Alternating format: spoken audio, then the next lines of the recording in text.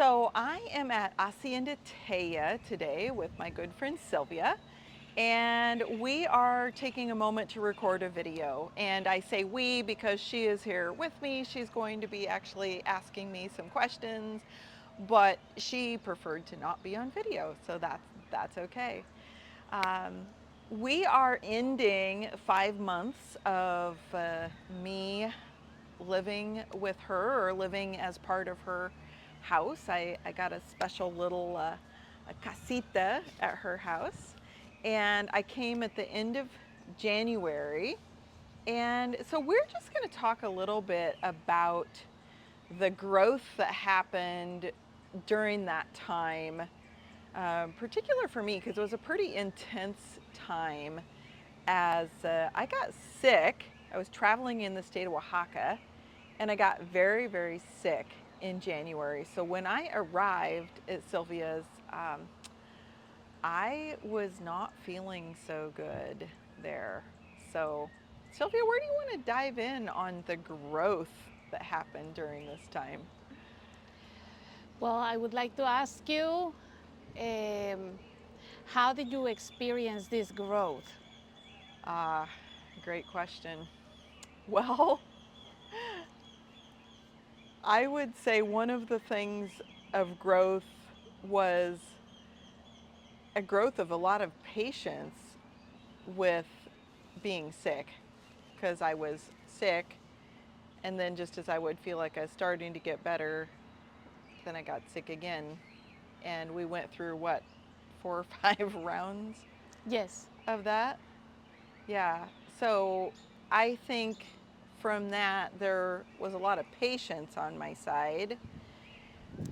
Did you feel like emotionally you had any growth or mentally? Mentally, I'm glad you asked that because, well, mentally and emotionally, because a lot of times in the past when I've been sick, I was very, very self judgmental, very hard on myself.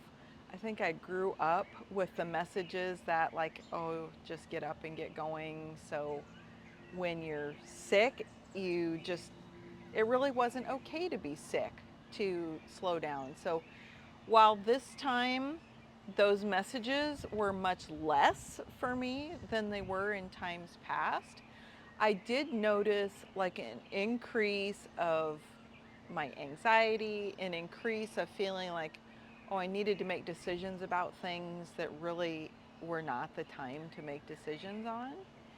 And I think one of the things I really saw in that time is how my mind, when I was in that space, my mind was like a ping pong match. It would think like, oh, I got to make a decision about this, and then it would like ping pong back and forth about different options about that.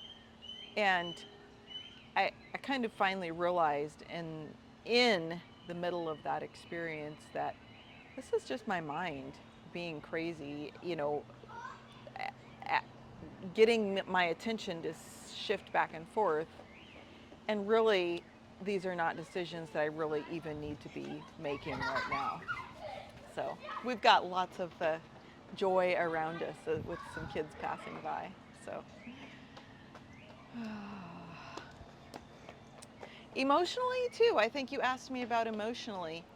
I think one of the moments that was really poignant for me emotionally was the day where you and another friend actually we decided to go to the emergency room together. Right.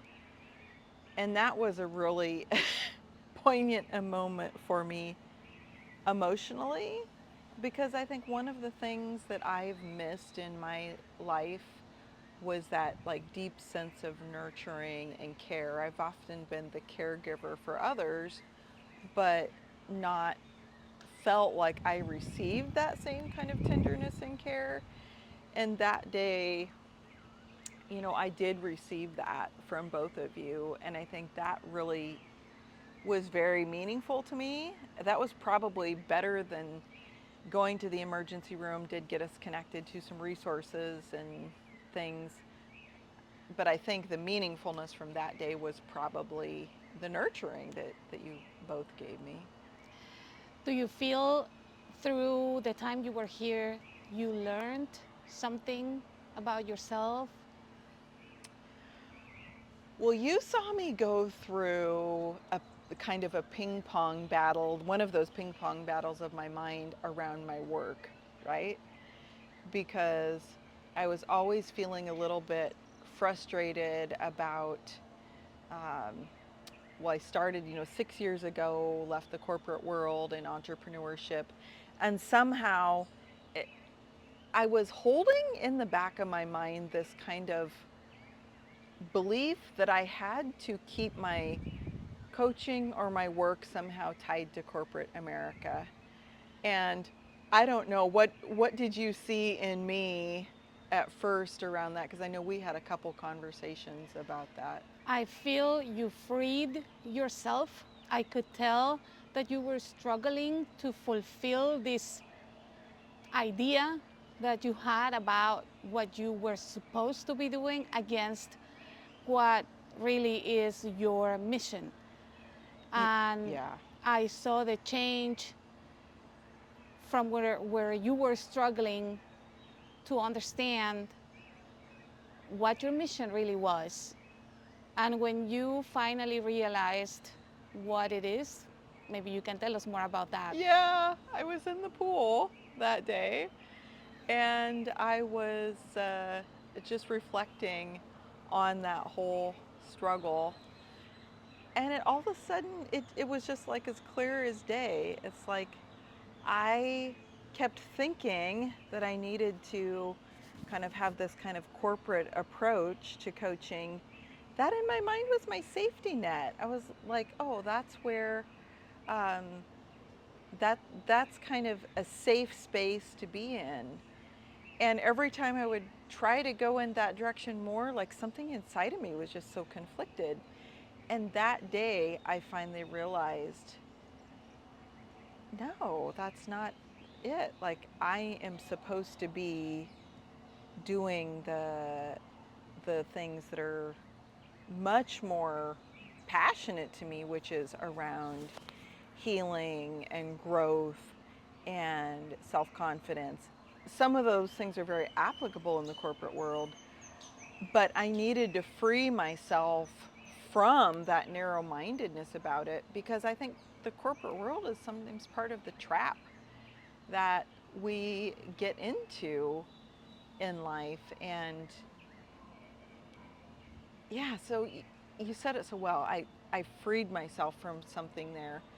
And since then, I feel like my voice now is ready to really come forward strongly.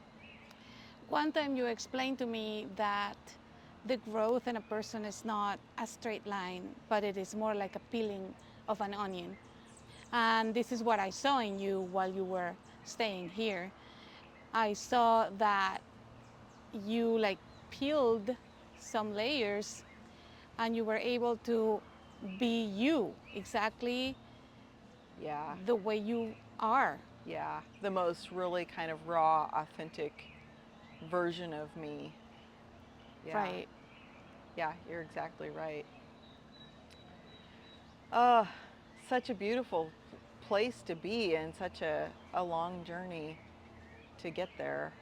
Um, but I look forward, I mean, even this video today that we're doing is kind of a new part of that, me being able to speak and act from that more authentic place.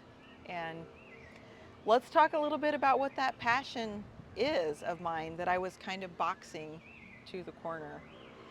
And where my passion in coaching is to support families who've come through some type of deep experience in their life that has impacted them. So whether it's parents that have come from a traumatic or chaotic childhood and now that's impacting them and their kids, or one individual who's working to resolve that.